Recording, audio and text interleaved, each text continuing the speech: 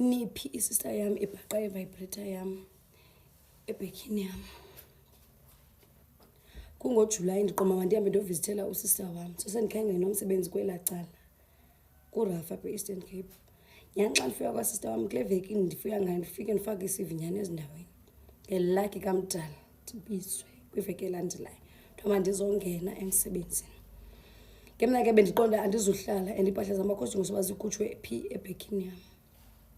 Aqombusisa abo ufumene nje umsebenzi mazikhutshwe impahla. Xa ndibuya emsebenzini nyani zikhutshwe impahla. Uhleli nale mpahlana yam apha ecangwe kwebhedi. Emntase ndibhaqe into evibratayo phaya enantsika nebhekini yakho xa ndiyicofa iyavibrata.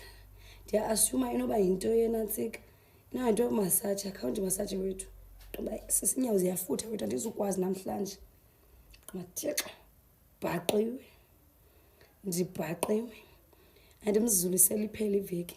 Kwiveki elandelayo hayibo mntase kaloku uphinda ndimasaje kawuthi laa nto yakho ndimasaje.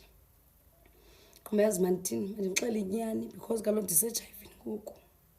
Ndithi hayi sisi eyona nto yomasaja leya abuze yintoni ngoba iyavibrata nje futhi inamabhetri.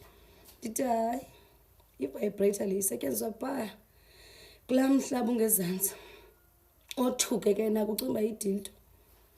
Othuke hayibo uzihlohla ezi zinto. Ndithi hayi bekwa phezu kweCleveland unkonke ke ngoku.